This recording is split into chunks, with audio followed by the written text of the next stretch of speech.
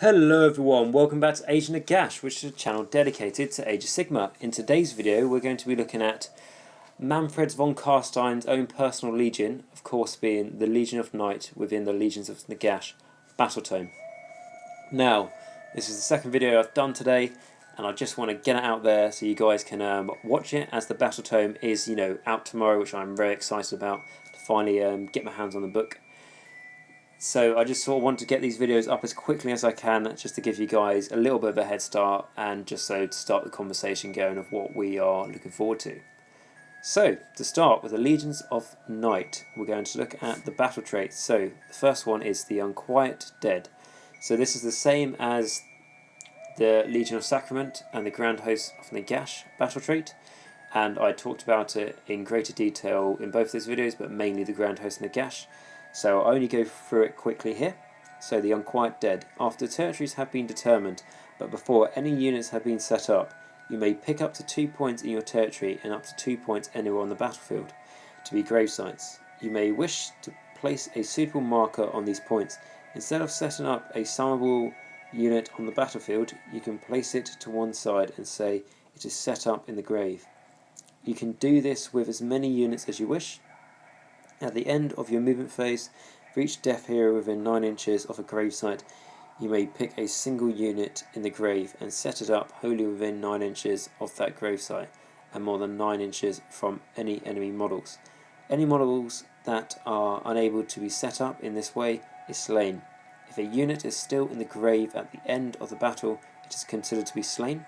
Gravesites have the following ability: Invigorating Aura. At the start of your hero phase, pick up a friendly summonable unit within 9 inches of this gravesite. You can either heal D3 wounds that have been allocated to that unit, or if no wounds are currently allocated to the unit, you may return a number of slain models to it that have a combined wound characteristic equal to or less than the roll of D3.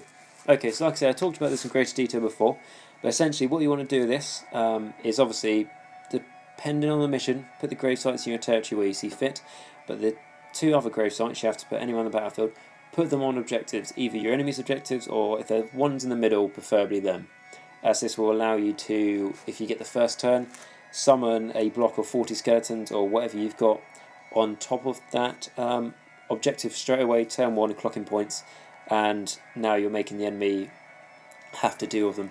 And like I say, you can't move the unit you've summoned through a gravesite in the Unquiet Dead ability because it's at the end of the movement phase. However, if you've already got them sitting on the objective, and like I say, they're just a block of skeletons and that's all they're for, you don't really need to worry about moving them. They're fine where they are, and if you wanted to, they can always, attempt to charge. So that's pretty good. And then just another Invigorating Aura to allow you to, like I say, just another way to heal back wounds and bring back models.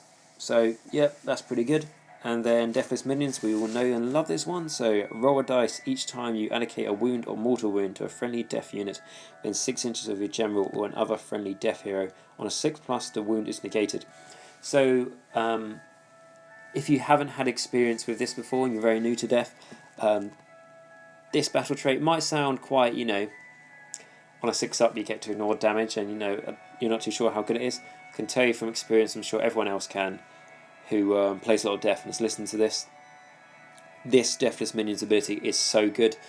If you make sure that you have all your synergies in the right place and you've got everything within range, over the game you will, on average, save up to a 1/6 of all damage done to you by mortal wounds or normal wounds. So it is really good. It's a really good passive ability, that. Okay, so the next battle trait is the Bait, which is unique to the Legion of the Night. Add 1 to save rolls for friendly Legion of the Night's death rattle units that are wholly within your territory. Okay, so I talked about this one, and then the next ability we'll get to in a moment, a lot in the article that talked about the Legions of the Night. However, I'll talk about it again here. So adding 1 to save rolls for friendly Legions of the Night death rattle units that are wholly within your territory is generally, I don't want to get in a habit of saying this all the time, but it's generally really good, because your territory is quite a large area, depending obviously of course on the battle plan, but a lot of them, it's half of the board, and yes, you've got to be wholly within that territory, but in the battle plans where there's objectives halfway across the board, you can control them with your, your block of, I say, 40 skeletons, but probably going to start switching to blocks of 20 or 30 Graveguard. You can control the middle objectives and still be within your own territory. So you'll still be gaining your adding 1 to save rolls. And I said in the article that if you really want to stack things on and, in the perfect, situation, Graveguard will have a 2-up save, which is fantastic. Now, there are some battle plans out there where your territory does not stretch all the way to the halfway point. But the one I'm aware of this is the Duality of Death, where you need to capture the objectives with either a hero or a behemoth. And at that point, Death Rattle, you use them to screen your hero, but they're not the ones capturing the objectives themselves, so it doesn't matter too much. Of course, when I say battle plans, I am just referring to the 6 match play battle plans in the General's Handbook 2017. So the bait, very good passive ability, I think, for that. And then the next one, Ageless Cunning. Instead of setting up a Legion of the Night unit on the battlefield, you can place it to one side and say that it is set up in ambush. You can do this with up to 3 units at the end of any of your movement phases. You can set up any of the units in ambush wholly within 6 inches of any battlefield edge and more than 9 inches away from any enemy models. Okay, so I like this. Like I say, I talked about this a lot in the article. And this is great for bringing on your units later game. Of course, you can do this through grave sites, and grave sites might be a more effective way to do that. But you can only do that with summonable units. However, with the Ageless Cunning, you can do that with any of your units. So, in the Legion of the Night, you'll probably, you might be tempted to run a lot of things like Vargeist because they're very good in this Legion. And being able to set up units on, like I say, on an edge of the board just means that even if you're quite new to this army, you're still trying to learn what's the best board edge to come onto, what's the best way to use this. Your opponent might think that you have the perfect game plan and will be really cautious and will be really conservative and try and almost screen the back end of his board to make sure he can't do a huge flanking manoeuvre behind him and take his back objectives. Because usually in these battle plans, back objectives are, I say back objectives, I mean the objective in your territory is worth a lot more to your opponent than it is worth to you. On a general basis, that's true. So, being able to always have the threats to come on from any board edge, and again, you have to set within 6 inches of the board edge and 9 inches away from the enemy, but as long as you've got another turn to be able to move and then charge, and you could potentially charge on the turn, you do it. So it is pretty versatile, that, especially how this could range from, like I say, doing skeletons in the Ageless Cunning, setting them up off the board, or like Vargeist, or Morghast, or even things like Manfred von Carstein himself. So pretty good ability, and like I say, being able to bring on your models onto the board later game for when the layout of the battle has been already determined, and what you're dealing with, and even when you're playing against new enemy armies and you just know actually, that's a bit nice, you didn't realise they could do that, now I've got this thing to try and get to it to counter it, if it's a war machine or if it's a wizard at the back, you've got ways to be able to flank the enemy. So Ageless Cunning, I do like that. And then command ability, so this is the same as the command ability for the Legion of Sacrament and the Grand Host of Nagash. So, command ability. The General of the Legion of the Night Army has the following additional command ability. Endless Legions. If your General uses this ability, choose a gravesite within 9 inches of them. You may pick a friendly summonable unit that has been destroyed and set it up again wholly within 9 inches of that gravesite and more than 9 inches away from enemy models.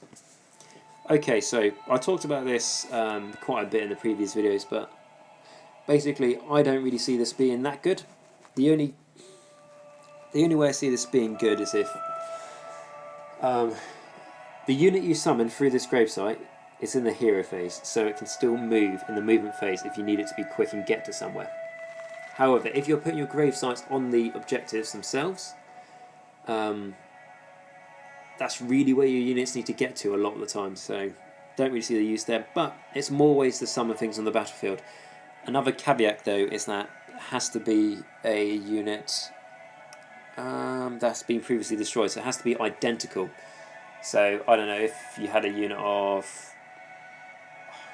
let's say, 15 Graveguard, and it was destroyed, and now you want to bring it back, but you've only got 200 points to to summon, and it was a unit of 15, so that's actually 240 points. You don't have enough points for it, which would be a shame.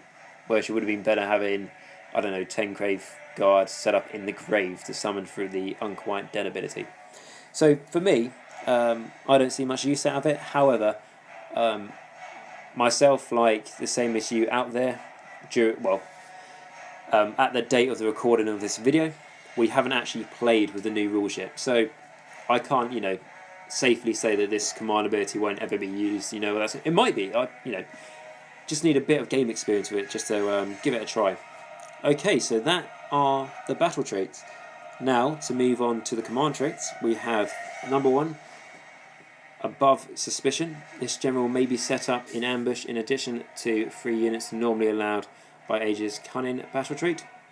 So like I said, the Aegis Cunning battle trait is where you can flank the enemy. If you really want to take a big advantage of that, and let's say you've got 3 units that are really good, but you want to have a hero with them, or you want to have Manfred with them to make the most of his command ability to get the re-rolls of the ones to hit and wound.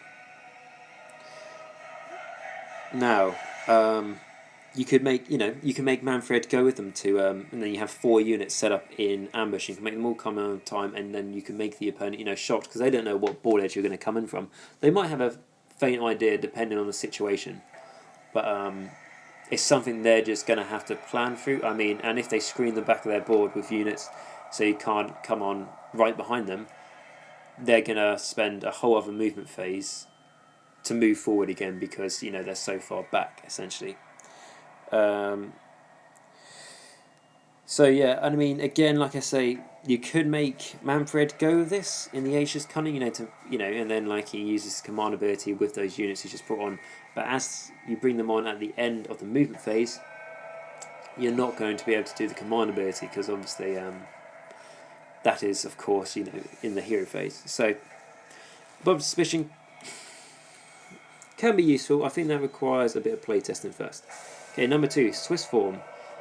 Add 2 to the general's move characteristic. In addition, add 2 inches to the distance that they can move when they run. Okay, so that's alright. It makes him a bit faster. You have a Vampire Lord and Zombie Dragon, he's moving 16 inches now, and then if he runs, he's moving a minimum of 2, up to 8 inches. So that could be useful for normal Vampire Lords. Like I said before, movement is key, so I can definitely see the use here. Just to go back to what I said about Above Suspicion, about, you could set up Manfred and all that sort of thing. You could set him up as part of the Aegis Cunning. Obviously, you couldn't set him up as part of the command trait because, he's a named character, so you can't have it. So, but, Vampire Lord and Zombie Dragons, like I always like to refer to, could be quite good for that, and the Swiss form. So, moving on to number 3. Unbending Will. Friendly Legion of the Night units within 12 inches of this general may re-roll failed battle shock tests. Okay, so I like this.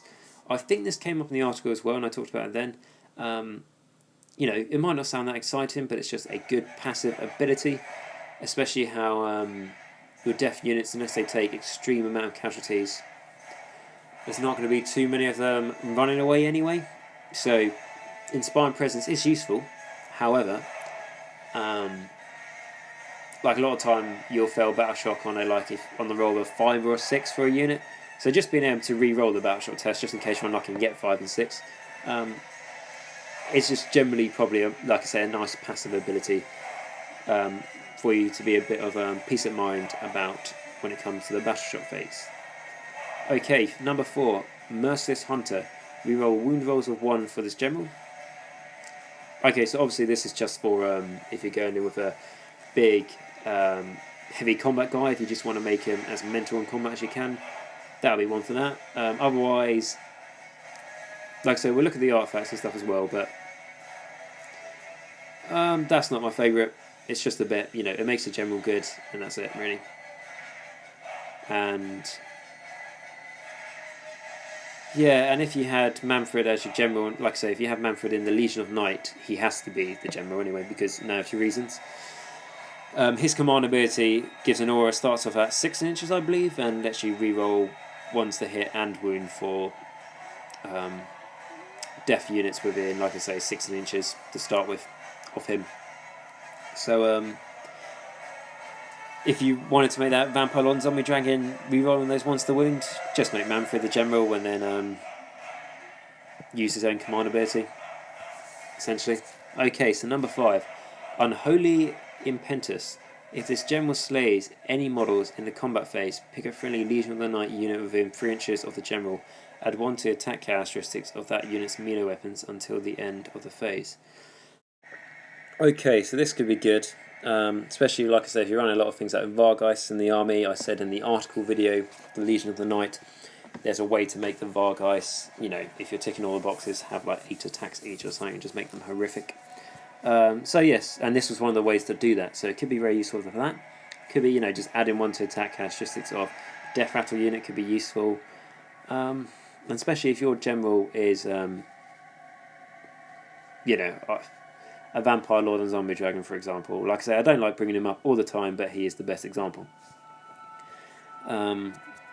He's more than capable of killing an enemy model in the combat phase, so you should be able to trigger this ability off quite a lot of the time, as long as you have a friendly Legion of the Night unit within 3 inches. That's quite a small radius, you know, because the Vampire Lord and Zombie Dragon is very fast, so he might be in a combat far away from everything else, which he shouldn't be if he's your general, because you won't be making the most use of his things like, you know, his command ability, unless you put it on himself, of course, which, you know, isn't a bad idea because he is a bit of a monster. So the Unholy Impetus, yeah, if you're going for a very heavy combat sort of orientated general, I'd say that's pretty good. And then number 6, Terrifying Visage. Subtract 1 from Bravery characteristic of enemy units within 6 inches of the general. So, yeah, I like this one, especially how there's lots of ways to make the enemy minuses their bravery now. An extra subtract 1 is nice, you know, especially you're going against armies like, you know, like Iron Jaws, for example, where I believe brutes have bravery 6, I believe, and they have 3 wounds apiece. So there's more than enough ways in this battle tome to make the enemy, like, you know, at most I think, you know, you can have them like -4, maybe -5 bravery if you're lucky. But probably at most, you know, on average it's going to be like -3 bravery if you want to really go for it. So -3 bravery, let's say, to that unit of brutes. Now they're bravery 3. There's going to be a few of them running away in the battle shock phase, so that's pretty nice there. So the command traits, the ones that I like, are Unholy Impetus, which, you know, if your general kills something, you know, pick a Legion of the Night unit within 3 inches, get to make an extra attack with their melee weapons. The Terrifying Visage, the one we just looked at, which subtracts 1 to the Bravery characteristic. And Above Suspicion I like as well, which was your general can set up as part of the Aegis Cunning. And to be honest, and Swiss Form was good as well, so to add 2 to the general's characteristic for Swiss Form. And then Unbending Will allowed friendly Legion of the Night units within 12 inches of the general reroll failed Bashok tests. To be honest, I like them all. There's none out there that really strike me as being amazing. Maybe the being able to set up in the Ageless Cunning is pretty good, and the reroll on the failed Bashok test is pretty good as well, maybe. However, the only one I don't like is the reroll wound rolls of 1 for this general. I just think it's a bit,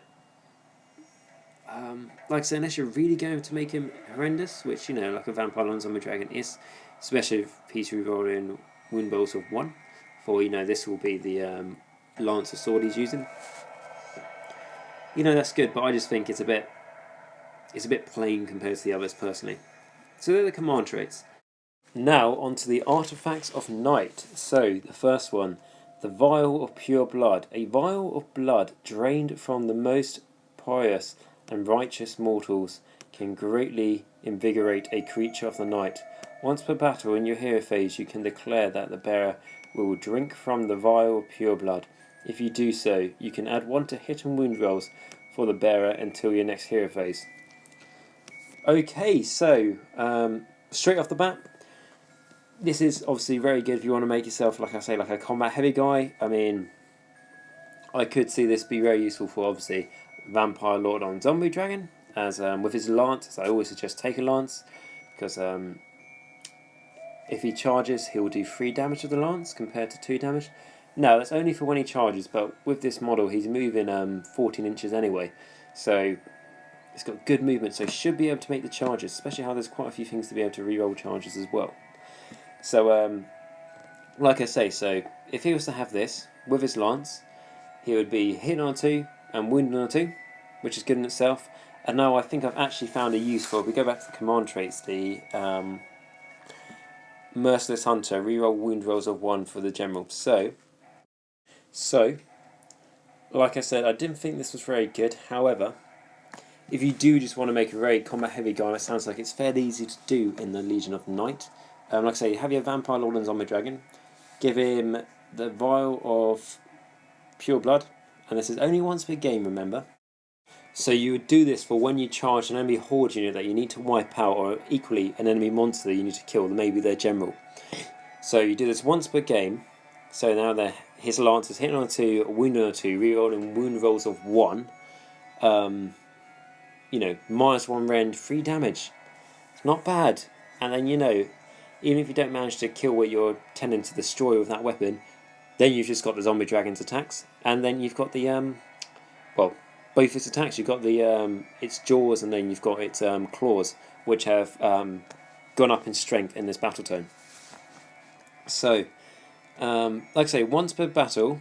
However, if you do want to go the whole, not exactly a Death Star, but like I say, just like a really heavy in combat general, this could be a really good shout out. Could be a nice combination between the two. Okay, so number 2, Shard of the Night. This black leather medallion was crafted from the hide of an abyssal stalker and grants the wearer the creature's shadowy aura. Subtract 1 from hit rolls of attacks that target the bearer in the shooting phase. So again, this is it's not bad. We saw one similar to this in the Legion of Sacrament, but in this one it's not quite as good. However, -1 to the enemy's shooting power in the shooting phase, to their hit rolls, is always good. So number 3, Gem of Zangrination, I think that's pronounced. Let's see what it does. This crimson stone pulses hungrily. It craves fresh blood, and its magic is strong enough to burst the arteries of its victims, ciphering their vitality in a tempest of gore.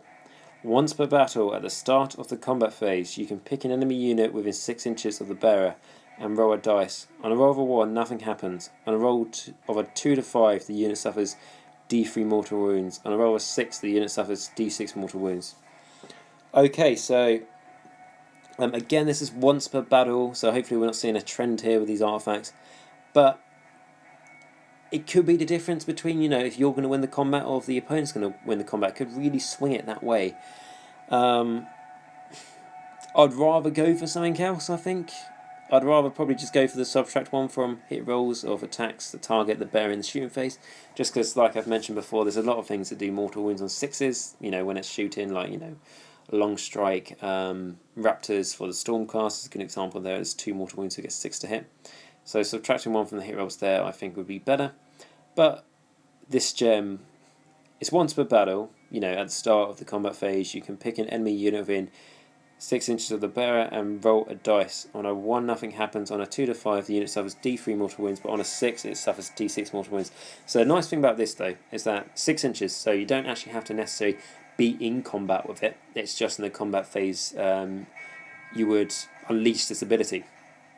So it could be, an enemy hero that's really supporting your opponent's army, and is, away from combat, so, he isn't in danger necessarily. But with this, if you're lucky and you roll a 6, you do D6 mortal wounds. Most heroes only have 5 wounds, so you have a chance of killing them. It's a very low chance, but Could be useful there, or just doing mortal wounds on enemy unit is good, but I think in this battle tome with spells, there's so many more ways to do mortal wounds, I would probably go for something else. So let's see what else there is. So number 4, Crypnoteric Cloak, I think that is. This bat-wing cloak is covered with razor-sharp claws.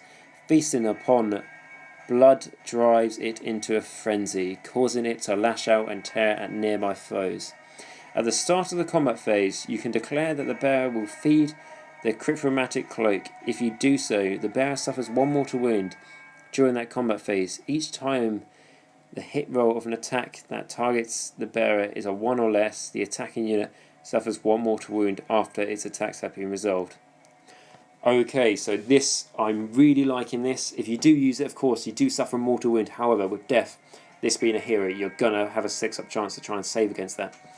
If you have, any hero really, but let's say, the Vampire Lord on Zombie Dragon, with, he's got a big base, so if you charge him to an enemy's horde unit, you do your damage, but now they're all going to attack you, and they're going to chuck a bucketload of attacks at you. You activate this thing, because they're going to be rolling so many dice here, they're going to be getting quite a few ones, so it's going to be doing a lot of mortal wounds to them in return. So, I'm a big fan of this. And then it also makes the enemy have to think, do I really want to attack him with this unit? Because am I going to justify me taking mortal wounds because of how much damage I'm going to do to him? You're going to make the enemy have to think about that. And so that's really good. That's my favourite one out of all of them yet. So moving on to number 5. Morbeg's Claw. This blackened talon is said to belong to Morpeg, father of Terrorgeist. Okay, so of course it's the father of Terrorgeist. Of course. So in your hero phase, you can declare that the bearer will craft signals in the ground with this claw. If you do so, they may not move, charge, or attack this turn, but you can add 2 to the casting rolls made for friendly Legion of the Night wizards within 12 inches of the bearer. Okay, so I talked about this in the article, the Legion of the Night they did, because it came up in there. I really like this. I think it's really good. Of course, your Legion of the Night wizards aren't going to be as good as the Legion of Sacrament wizards, because, Legion of Sacrament is all about magic, and the Legion of Night, to be honest, sounds quite a lot about... it's not bad in combat, and quite a few sneaky tactics as well, so it's a little bit different. However, with this, again, add +2 to your Legion of Night casting is fantastic, especially if you put this on a Necromancer. Okay, he can't move, charge, or attack, but he doesn't really want to be doing any of those things anyway. The only thing maybe is moving. But you get him where he needs to, do this, and, like Manfred is going to be getting +2, like your Vampire Lord and Zombie Dragon is getting +2, just your Necromancer himself, other Necromancers, Vampire Lords. It's generally really, really good. So, and like I say, it benefits your whole army, not just the bearer of the artifact, so I'm a big fan of that. And then number 6, Curse Blade. This Curse Blade is destined to feast upon the soul of a particular foe. After armies have been set up, but before the first battle round, you can pick an enemy hero in your hero phase. So in your hero phase, as long as the enemy hero is on the battlefield, you can roll a dice. On a 4+, the enemy hero suffers 1 mortal wound, and you may heal a wound that has been allocated to the bearer. Okay, so I talked about this in the article as well, and again, I'm a big fan of this as well, because you just have to pick an enemy hero on the battlefield. It doesn't matter how far away he is. Like I say, I look forward to putting this on my friend's Blood Secretor, because that is an absolute pain in the arse, where it's like a lot of the time it's in the Gore Chosen Battalion, so it has like a 36-inch range on the banner. My mate's really smug about it. He's he's much as a pain in the arse as the actual Blood Secretor himself. So being able to try and weaken the Blood Secretor won't even kill him, but if you can weaken him enough, and then later on in the game you can chuck a cheeky arcane bolt at him and try and wipe him out that way, it could be useful. And also it's a way to heal the bearer of the artifact as well. So, not bad artifacts there. I mean, there's some ones that I don't think are as good, but my top 3 would be the Crypnoteric Cloak, I believe that's how you pronounce it. So that's the one with your cloaks made out of bats, essentially, and it feasts on the enemies. So at the start of the combat phase, you can declare that the bearer will feed the Cryptanic Cloak if you do so, the bearer suffers 1 mortal wound, so there's that to bear in mind. But during that combat phase, each time a hit roll of an attack that targets the bearer is 1 or less, the attacking unit suffers 1 mortal wound after its attack's been resolved. So the reason I really like this is, like I say, if a horde unit attacks him, which if you charge into a horde unit, it's going to have to. Well, not have to, but it's more than likely it is going to do that. And it's got a good chance of doing mortal wounds to itself. And then if the opponent decides not to attack with it because it's not worth it, you know, your Vampire Lord Zombie Dragon is not going to have retaliation, you know, against him. So I like that. So that's number 4. I like number 5, which was the, you know, this guy can't move, but +2 to casting rolls for Legion of the Night Wizards within 12 inches of him. So I like that. And then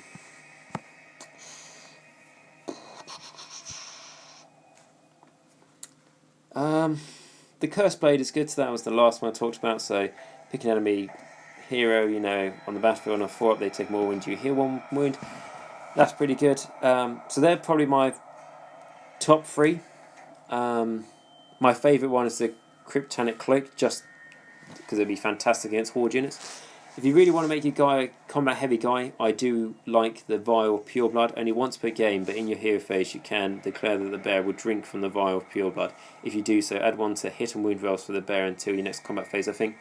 Until your next hero phase, sorry. So I think being able to just make that charge on that turn and just make him so good in the on the initial charge for the Vampire Lord Zombie Dragon, I think that could be very useful there.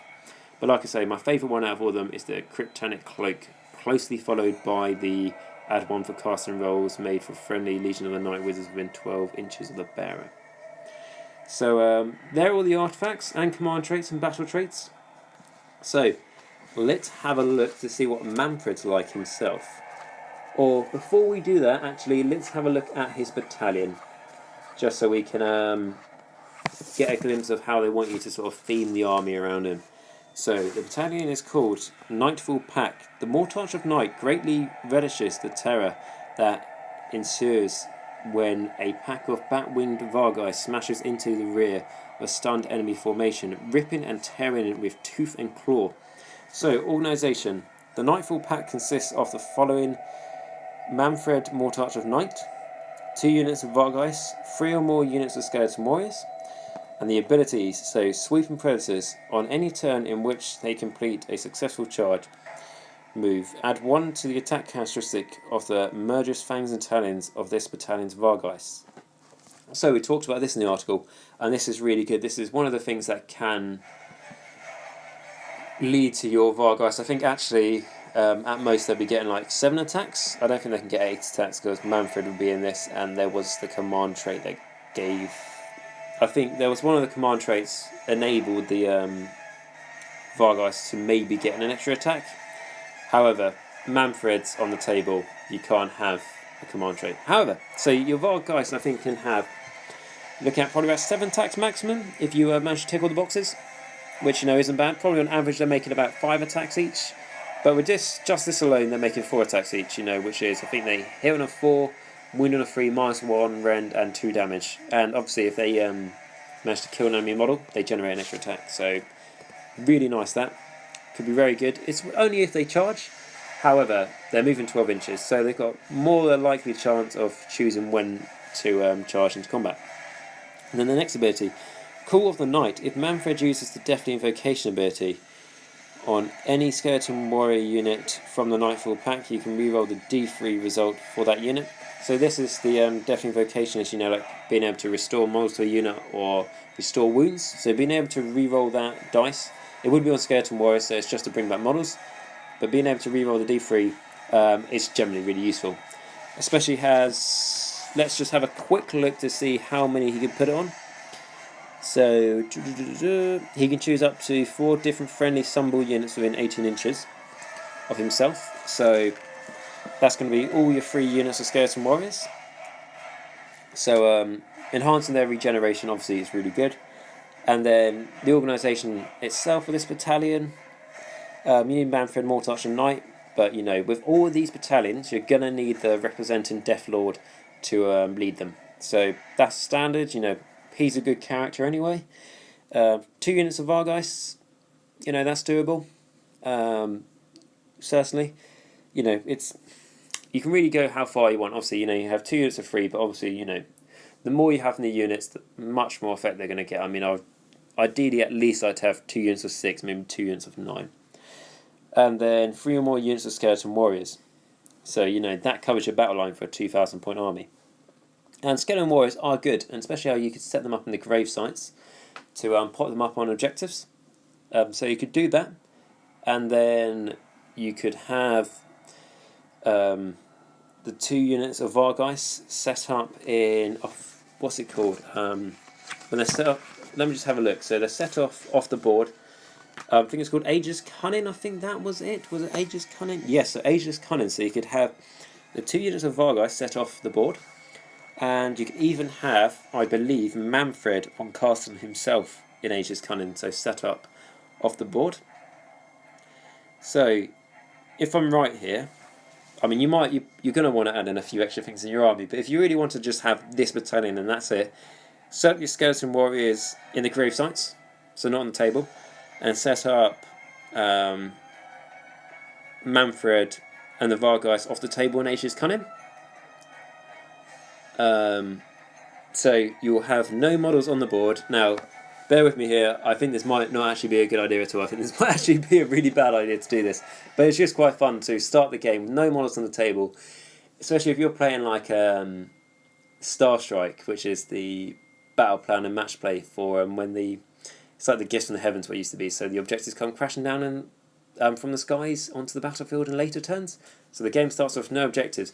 If you can have a 1 deployment army, keep your whole army off the board, and then let the enemy go first because you've deployed first, and they have like literally nothing to do apart from spread out. Now, I don't know if that's a good tactic. No, it probably isn't a good tactic, to be honest, because you're only going to have 1 hero. It's going to be hard to summon guys through the grave sites because, you know, Manfred can only do it once and so on, unless he uses his command ability, cool, which was the Legion something, which I said wasn't very good. Could have a use here. And like I say, this probably isn't very good, but it'd just be a fun way of starting the game with no models on the table.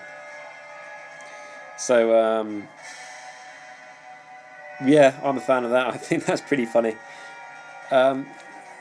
So yeah, but even if you didn't want to do that and you actually wanted to, you know, go the old-fashioned way and actually have models on the table, which, you know, like, fair enough if you are a bit an oldie like that. So this battalion would not be a bad way to base your army around. You know, you can have this battalion and then have a few supporting characters along the way to make the most of the Deathly Invocation ability. So that's this battalion. How many points is it? Let's just have a look. So that's going to set us back 140 points. Okay, so twice the amount of points as the Legion of Sacrament battalion, being the Lords of Sacrament. So twice as many points. However, this battalion offers a lot more combat effectiveness, and it's got a better chance to bring back skeleton warriors, I suppose, that, you know, is a thing. However, Arcan gets to re-roll the D3 he rolls for Deathly Invocation anyway. However, Manfred is a huge combat guy. I mean, he's just so good in combat, and especially with his command ability as well, he can easily I'm saying he's good in combat. Let's just have a look to see what he can do, shall we, rather than me just trying to think from the top of my head. So he moves 6 inches to start. It's 4 up save, bravery 10, 11 wounds, so that's all stay the same. And then he has 4 melee weapons. He's got 2 hand weapons. The first one being, apologies if I pronounce this wrong, is it Grievous Stuff? Something like that. Apologies. Or Geist 4 maybe? Apologies if I'm getting that wrong, because I know it's like an actual named weapon he's had for ages. I just can't pronounce it. So sorry about that. But anyway, so that one actually has, I believe this is his sword. So that actually has 4 attacks, 3 to hit, 3 to wound, -1 rend, D3 damage. So pretty nice. And then the next one, Sickle Glaive, has 2-inch range, 2 attacks, 3 to hit, freeze the wound, -1 rend, 2 damage. So not bad there either. And then a Shigaroth's Ebon Claws, so it's got a 1-inch range, it's got 6 attacks, force the hit, freeze the wound, -2 rend, and 2 damage. So that's the same for all the Dread Abyssals. And you can see a Shigaroth's Claws on the screen at the moment, as I just finished painting that model yesterday, and still got Manfred to do, but I'm really a fan of a Shigaroth ever since listening to the Realm Gate audiobooks, or audio dramas even. I don't know if you guys have listened to them, but it features the Hallowed Knights, who are being led by Manfred von Carstein through the realms of of Shyish. And I say led, I mean sort of like guided through them to try and find Nagash. And it's a great story, and Shigaroth feasts on many souls during that tale, so that's a nice one. Anyway, so that's its claws, and then a spill, spectral claws and daggers, 6 attacks, 5 to hit, force a wound, no rend, and 1 damage. And this is the same as all the Dread Abyssals as well. So of course, on 6 to hit, it would do a mortal wound as the same as Spirit Hosts. So that hasn't changed. Compared to what it's like pre-battle tome. And then let's have a look at the abilities. So it can fly like all the Dread Abyssals, well, of all the Mortarches I should say. And then Feaster of Souls, at the end of the combat phase in which Manfred slew any models, you can heal 2 wounds that have been allocated to him. So like I say, as Shigaroth loves to feast on souls, and it's the same as the other Mortarches, so they'll heal 2 wounds at the end of the combat phase they slay an enemy model. And unlike Arcan, where you might not get him into combat too much, but I think now with I think there's a spell called Soul Harvest or something. I'm just going to try kamikaze and Arcan into combat all the time now, and just because he can do so much damage and heal so many wounds. But anyway, so things like Arcan, who's not traditionally a combat guy, Manfred is. He loves combat, so he's more than likely going to be slaying an enemy model each combat phase, so that means he'll be healing 4 wounds each battle round, if you're lucky. So that's pretty good. And then the next ability, Armour of Templehof. The first wound or mortal wound allocated to Manfred each turn is negated. So it sounds like a small thing, but as he's only got 11 wounds, it's going to make him just that little bit harder to kill. So that's good. Especially if he can heal. There's a lot of times if you're down to 1 wound, and then you can, especially with a model like this, you can build up those wounds again. So that is a nice a little ability there from the Armour Templehof. And the Sword of Unholy Power. If Manfred causes any wounds to be allocated using Dice 4, I think that's how you pronounce it, in the combat phase, you can add 1 to the next casting or unbinding roll you make for Manfred. So this is basically his sword. So being able to get pluses to your casting is good, as we will look into with the next ability, the Mortarch of Night. If Manfred successfully casts any spells during your hero phase, you can add 1 to all hit and wound rolls for Geist 4 until your next hero phase. God, I wish they just gave this ability to the Sickle Glaive, just surely so I can pronounce the name easier. So anyway, yes, so the Sword of Unholy Power is helping you get better casting, and Manfred's a pretty good caster anyway, so it helps your casting, and in return, by getting off a spell, it helps your sword for Manfred.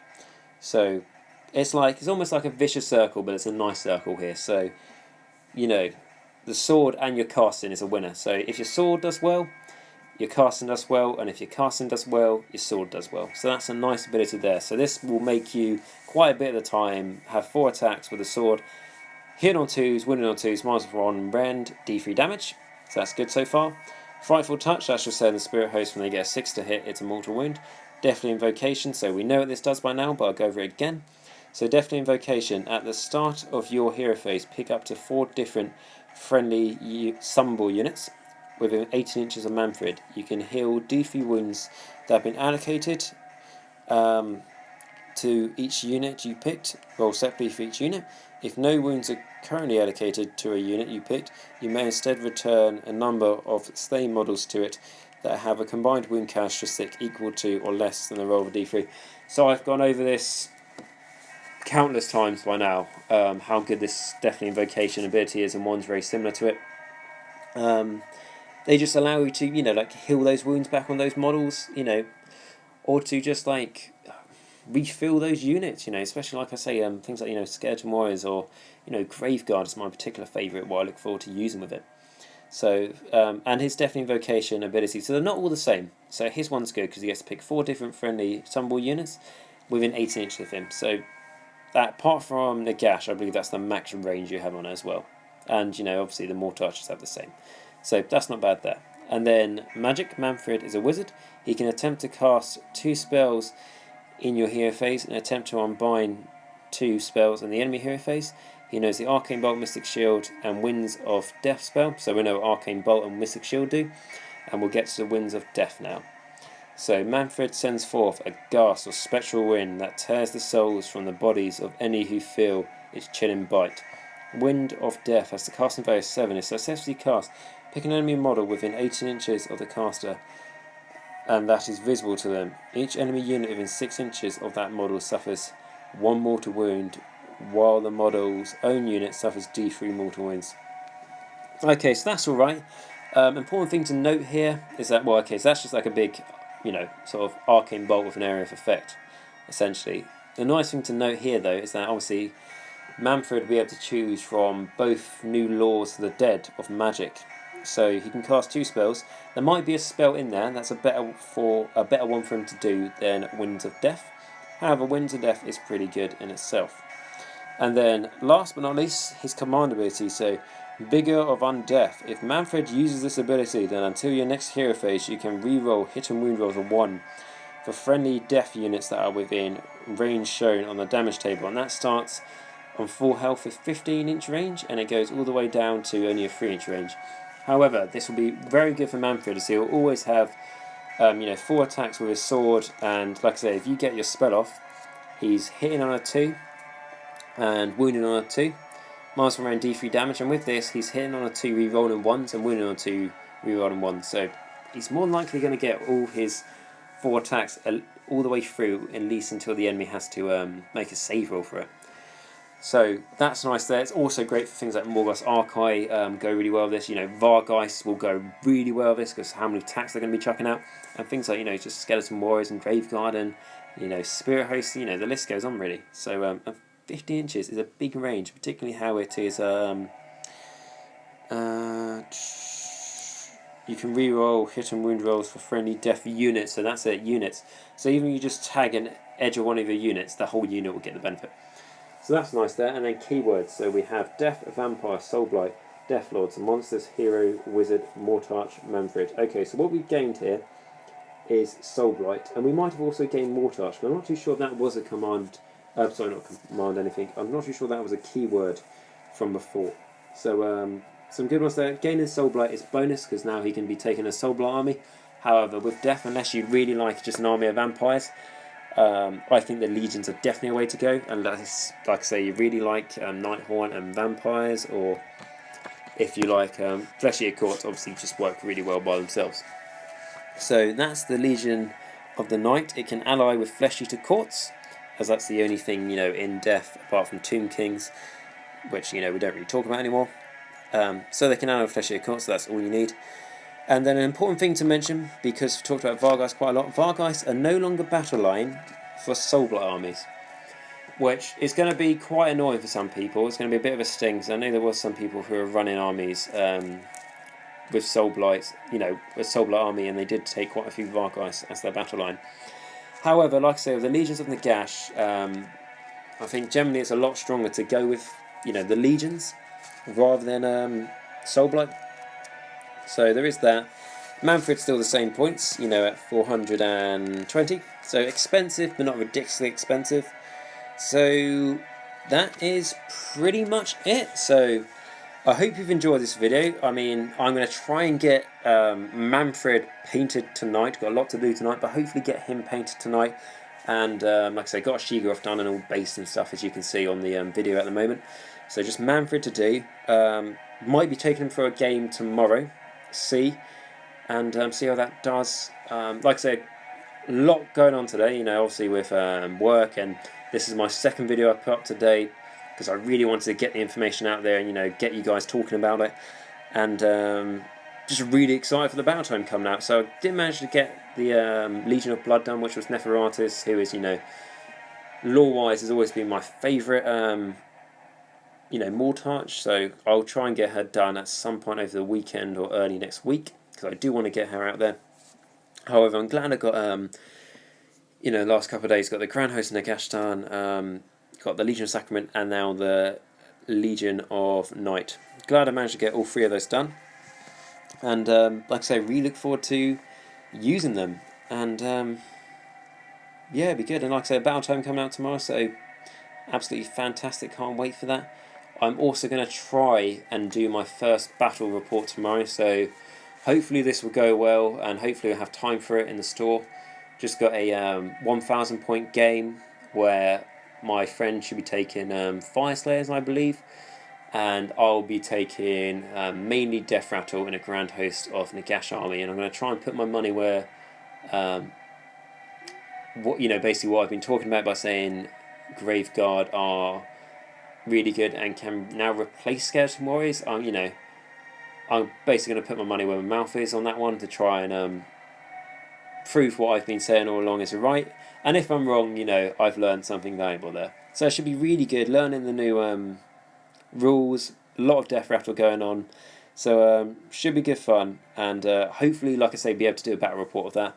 And if I can, I'll try and put it up straight away for you guys so you can see how Death is going to perform in the new book. Admittedly, it will only be a 1,000 point game, so you know, it's not that many points, but you know, it's a start essentially. So anyway, with all that aside, like I say, I hope you've enjoyed this video, and if so, please like, subscribe and comment down below, as all that really does help me produce more videos and, you know, like, spread the word, you know, of our Lord and Saviour Nagash himself. And until next time, remember, Nagash is all, and all is one in Nagash.